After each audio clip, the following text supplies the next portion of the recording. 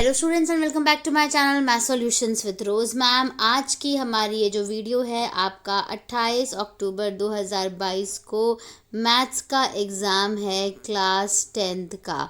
तो आज हम फॉर्मूलाज जो हैं वो डिस्कस करने वाले हैं अपनी इस वीडियो में, जिसमें कि चैप्टर 1, 2, 3 और उसके बाद चैप्टर 6, 7, 12, 8 एंड 14 ये सारे चैप्टर के फॉर्मूलाज जो हैं वो आज हम इस वीडियो में डिस्कस करने वाले हैं। 1 बाय 1 करके चैप्टर वाइज हम डिस्कस करेंगे। वीडियो को एंड तक देखिएगा और अभी तक जिन लोगों ने मेरे चैनल को सब्सक्राइब नहीं किया है वो प्लीज़ चैनल को सब्सक्राइब ज़रूर कर दीजिए, वीडियो को लाइक और अपने दोस्तों के साथ इसको शेयर करना मत भूलिएगा। अब हम स्टार्ट करते हैं हमारे चैप्टर 1 के फॉर्मूले से, ठीक है। चाहे आपके पास बेसिक मैथ्स हो या स्टैंडर्ड मैथ्स हो, ये दोनों के लिए ही फॉर्मूले जो हैं वो यूज़ किए जाएंगे। तो चैप्टर 1 में हमारा जो फर्स्ट फॉर्मूले की हम बात करते हैं वो हमारा फॉर्मूला आता है HCF into LCM is equals to product of two numbers, ठीक है।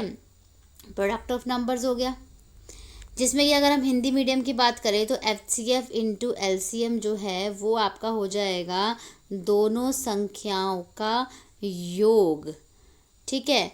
अब ये तो आपके पास यहाँ पर आ गया, ये तो एक हो गया। अगर सपोज हमारे पास हमें HCF नहीं दिया हुआ, LCM दिया हुआ है, तो प्रोडक्ट को, जो प्रोडक्ट आपके पास होगा दोनों नंबर्स का, उसको आप LCM से डिवाइड कर दोगे तो आपका HCF निकल जाएगा। और अगर आपको LCM निकालना होगा तो आप प्रोडक्ट को HCF से डिवाइड कर दोगे तो आपका LCM निकल जाएगा, ठीक है। तो ये तो था बेटा चैप्टर 1 की बात, जिसमें चैप्टर 1 में सिर्फ आपको यही फॉर्मूलाज दिए हुए हैं। इसके बाद हम शुरू करते हैं हमारा चैप्टर 2। चैप्टर 2 जो है आपका पॉलिनोमियल वाला, इसमें आपके अगर हम पॉलिनोमियल की जो जनरल इक्वेशन की बात करें वो आपकी होती है ax² plus bx plus c is equals to 0, ठीक है। जिसमें a, b और c जो है ये कोफिशिएंट्स होते हैं, c जो है ये आपका कांस्टेंट टर्म होती है, ठीक है। अब इसी के अंदर अगर हम बात करें तो यहीं पे तो हम ये देखेंगे कि जो सम ऑफ रूट्स है, ठीक है, यानी जो संख्याओं का योग है, ठीक है, संख्याओं का योग, वो सम ऑफ रूट्स जो है वो -b/a होता है, ठीक है, जिसमें कि अल्फ़ा प्लस बीटा करते हैं। और इसी में ही अगर हम प्रोडक्ट ऑफ रूट्स की बात करें, प्रोडक्ट ऑफ रूट्स की बात करें यानी संख्याओं का गुणनफल, संख्याओं का गुणनफल, इसकी अगर हम बात करें बेटा तो ये होता है आपका c/a, जिसमें कि अल्फ़ा को किससे मल्टीप्लाई किया जाता है, बीटा से मल्टीप्लाई किया जाता है, ठीक है। और इसमें एक और बात समझने वाली है, जो कि हम ग्राफ बनाते हैं या लाइंस बताते हैं, जो कि सब्स्टिट्यूशन मेथड है या फिर जो आपका सब्स्टिट्यूट करना है या क्रॉस मल्टीप्लिकेशन वाले जो मेथड हैं, ठीक है, सब्स्टिट्यूशन मेथड में किस तरीके से आपको सॉल्व करना है, जिसको कि प्रतिस्थापन विधि भी कहते हैं हिंदी में। तो इसी के लिए एक फर्स्ट आपके पास आता है formula a1/a2 is equal to b1/b2 is equal to c1/c2। जब हमारे तीनों इक्वल होते हैं ना तो हम ये कहते हैं कि ये हमारा इनफाइनाइटली मैनी सॉल्यूशन है, इनफाइनाइटली मैनी सॉल्यूशन है, ठीक है, जिसको हम हिंदी में बोलेंगे अपरिमित रूप से अनेक हल, ठीक है, अपरिमित रूप से अनेक हल। और अगर हम लाइन की बात करें तो जो लाइन है वो हमारी जो इनफाइनाइटली जो मैनी सॉल्यूशन है, इसमें जो हमारी लाइन शुरू होती है वो होती है कोइंसिडेंट लाइन, कोइंसिडेंट लाइन। और कोइंसिडेंट लाइन को हम हिंदी में संपाती रेखाएं कहते हैं। संपाती रेखा होती है जब ये वाली सिचुएशन हो, जब तीनों इक्वल हो तो। और ये होता है आपका कंसिस्टेंट, कंसिस्टेंट होता है, इसलिए हम इसको संगत कहते हैं, ठीक है। ये एक वाला केस था। अगर हम दूसरे केस की बात करें तो दूसरे केस में अगर A1/A2 not equal to B1/B2 है, अगर ये दोनों इक्वल टू नहीं है, तब जो है वो यूनिक सॉल्यूशन होता है। यूनिक सॉल्यूशन,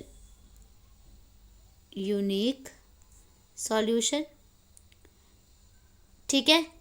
जिसको कि यूनिक सॉल्यूशन को, जिसके एक ओनली वन सॉल्यूशन होता है, तो हम इसको बोलेंगे हिंदी में अद्वितीय हल, ठीक है। अद्वितीय हल हो गया। दूसरा इंटरसेक्टिंग लाइंस होती हैं, ये इंटरसेक्टिंग लाइंस होती हैं ये, जिसको हम हिंदी में क्या कहते हैं? प्रतिच्छेदी रेखाएं कहते हैं। और तीसरा ये जो है वो आपका कंसिस्टेंट होता है, ये भी आपका कंसिस्टेंट होता है, जिसको हम हिंदी में क्या कहते हैं? संगत। अब आते हैं तीसरे वाले केस में। तीसरे केस में A1/A2 और B1/B2 तो बराबर होते हैं, लेकिन C1/C2 बराबर नहीं होते। तो जब ऐसा होता है उसको हम पैरेलल लाइंस कहते हैं। पैरेलल लाइंस यानी समांतर रेखाएं, ठीक है। और नो सॉल्यूशन होता है उसका, यानी उसका कोई भी हल नहीं होता, कोई हल नहीं है। और तीसरा वो इनकंसिस्टेंट होता है, इनकंसिस्टेंट यानी असंगत होता है। तो ये तीनों केस सॉल्व हो गए हमारे। तीनों केस हमने यहाँ पे देख लिए कौन कौन से हैं, और ये हमारी वीडियो भी, ये वाला जो चैप्टर 2 जो है ये हमारा कंप्लीट हो गया। अब हम चलते हैं सीधा चैप्टर 7 पे, क्योंकि चैप्टर 6 में जो फॉर्मूलाज तो नहीं है, उसमें आपको थ्योरम दे रखी है, तो आपको उसमें थ्योरम लर्न करनी है। अब हम चलते हैं हमारे चैप्टर 7 में। चैप्टर 7 में आता है बेटा डिस्टेंस फार्मूला। डिस्टेंस फार्मूला, जिसको हिंदी में क्या कहते हैं? दूरी सूत्र कहते हैं। दूरी सूत्र जो क्या होता है? Under root bracket x2 minus x1 का whole square plus y2 minus y1 का होल स्क्वायर होता है, ठीक है। दूरी सूत्र हो गया। इसी के बाद इसी में ही जो सेकंड वाला फॉर्मूला है वो है हमारा सेक्शन फॉर्मूला, ठीक है। अब सेक्शन फॉर्मूला को हिंदी में क्या कहते हैं? विभाजन सूत्र कहते हैं। और अगर हम इसके फॉर्मूले की बात करें तो x y is equals to क्या होगा? m x2 plus n x1 upon में m प्लस n, और ऐसे ही y के लिए करेंगे m y2 plus n y1 upon में m प्लस n। तो ये हो गया आपका सेक्शन फॉर्मूला। इसके बाद हम इसी में के अंदर ही आते हैं मिड पॉइंट निकालने के लिए जो फॉर्मूला यूज़ होता है, यानी मध्य बिंदु निकालने के लिए। तो मध्य बिंदु निकालने के लिए आपका फॉर्मूला यूज़ होता है x1 प्लस x2 अपॉन में 2, इससे आपका पॉइंट निकलता है x। और y के लिए आप y1 प्लस y2 अपॉन 2 करते हैं तो y निकल जाता है, ठीक है। इसी के बाद इसी में अगर ओरिजिन आपको निकालना है, ठीक है, ओरिजिन निकालना है अगर आपको, तो ओरिजिन निकालने का जो फॉर्मूला है वो आपका होता है x square plus y square. दोनों का x square plus y square, दोनों का जो कि है उसको बोलते हैं होल स्क्वायर, है ना। एक्स का स्क्वायर करेंगे, वाई का स्क्वायर करेंगे, तो आपका जो है ओरिजिन निकल जाएगा, यानी मूल बिंदु का निकालने का फॉर्मूला, ठीक है, मूल बिंदु का। इसके बाद इसी में ही अगर हमें इक्विलेटरल निकालना है, इक्विलेटरल निकालने का जो फॉर्मूला होता है एरिया निकालने का, वो होता है √3 अपॉन में 4a स्क्वायर।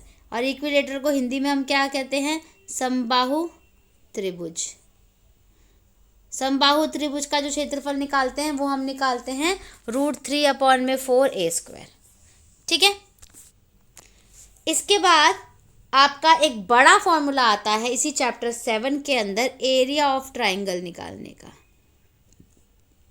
यानी त्रिभुज का क्षेत्रफल।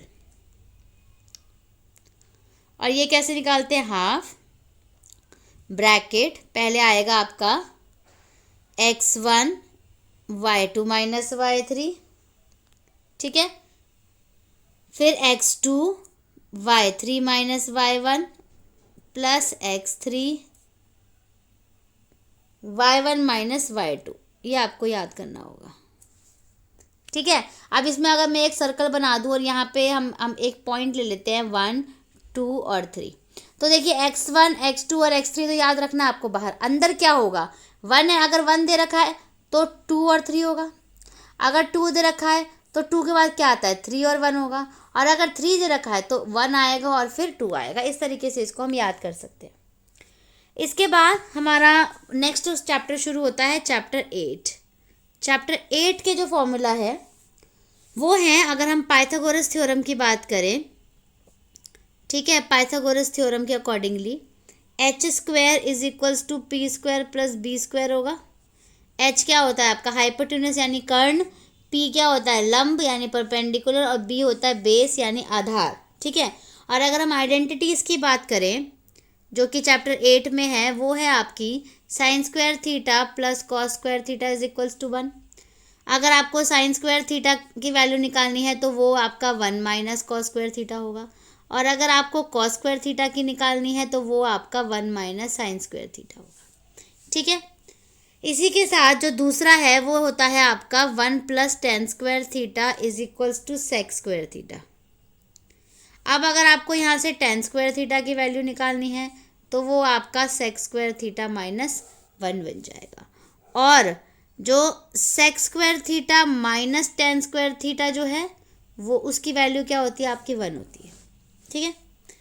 इसी में ही तीसरा देखें तो cosec square theta is equals to 1 plus cot square theta होता है, और अगर आपको 1 की वैल्यू निकालनी है तो cosec square theta minus cot square theta is equals to 1 हो जाएगा, और अगर आप कॉट स्क्वायर थीटा की वैल्यू निकालेंगे तो जो वैल्यू आएगी वो आएगी कॉसेक स्क्वायर थीटा माइनस 1, ठीक है। इसके बाद टेबल बना लेते हैं जो कि चैप्टर 8 में इम्पॉर्टेंट टेबल है, वो है आपका साइन थीटा, कॉस थीटा और टेन थीटा का, ठीक है ना, जिसमें कि यहाँ पे 0 डिग्री, 30 डिग्री, 45 डिग्री, 60 डिग्री और 90 डिग्री दिया हुआ है। तो ये है आपका 0, फिर साइन 30 होता है 1/2, साइन 45 होता है 1/√2, कॉस 45 भी 1/√2 होता है, ये 1 होता है, ठीक है, ये आपका 1 होता है, ये 0 होता है अगेन, ये आपका √3/2 होता है, 1/√3 होता है, इसको याद करते चलना है बेटे। ये होता है आपका √3/2, ये हो गया 1/2, ये हो गया √3, ये आपका नॉट डिफाइंड है, अभी तक डिफाइन नहीं हुआ है, ये 0 है और ये 1। तो ये बेसिकली आपका उल्टा चलता है। कैसे उल्टा चलता है देखो मैं आपको बताऊंगी। देखो अगर साइन 0 है तो ये 1 होगा, ये 1 है तो ये 0 होगा, समझ आया। अब साइन 30 हाफ है तो साइन 60 √3/2 होगा। अब इधर कॉस ये वाला इधर आ जाएगा और ये वाला इधर चला जाएगा, और ये दोनों जो हैं ये दोनों सेम रहेंगे, ठीक है। तो ये रही बात टेबल की। तो आपका ये चैप्टर 8 के फॉर्मूले भी हमने डिस्कस कर लिए। साइन का उल्टा आपका कॉसेक हो जाएगा, कॉसेक के इसके सारे चेंज कर दीजिएगा ये सब, कॉस का हो जाएगा आपका टेन, और कॉट टेन का हो जाएगा आपका, कॉस का हो जाएगा सेक और टेन का हो जाएगा कॉट। इसके बाद आते हैं हम चैप्टर 12 पे। चैप्टर 12 जो है इसमें हमें 1 2 3 फॉर्मूले ऐसे दे रखे हैं। सपोज स्पीड निकालना है तो स्पीड जो है वो डिस्टेंस अपॉन में टाइम होगा, जो कि हम बहुत छोटी क्लासेस में भी कर चुके हैं। अगर हमें डिस्टेंस निकालना है, दूरी निकालनी है, तो स्पीड इनटू टाइम होगा, गति जो है वो गति इनटू समय होगा, है ना। ये हिंदी की मीडियम की भी मैं साथ के साथ बात करते चल रही हूँ। उसके बाद अगर आपको सर्कल का एरिया निकालना है, ये भी आपको इसी चैप्टर 12 में ही पूछा जा रहा है। एरिया ऑफ सर्कल निकालना है, क्या होता है πr²। एरिया ऑफ सर्कल को क्या बोलते हैं हम हिंदी में, वृत्त का क्षेत्रफल, ठीक है। और अगर अर्धवृत्त का क्षेत्रफल निकालना होगा, सेमी सर्कल का निकालना होगा, अर्धवृत्त का क्षेत्रफल यानी सेमी सर्कल का एरिया, तो वो आपको पाई आर स्क्वायर अपॉन में 2 करना पड़ेगा।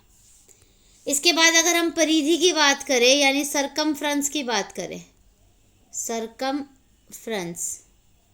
सरकमफ्रेंस की बात करें तो वो 2 पाई आर होता है। ठीक है, इसी में ही जो आपका फॉर्मूला यूज होगा वो होगा लेंथ ऑफ आर्क का, जिसको हम हिंदी में क्या कहते हैं, चाप की लंबाई, जो कि हमारा फॉर्मूला होगा थीटा अपॉन 360 डिग्री इंटू में 2 पाई आर।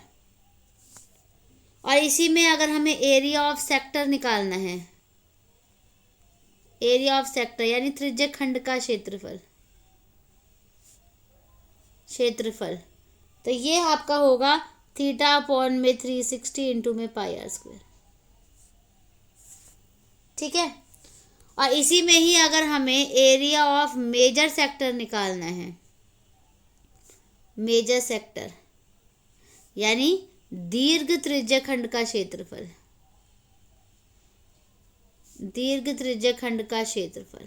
तो ये होगा आपका 360 minus theta upon 360 into pi r square, ये होगा।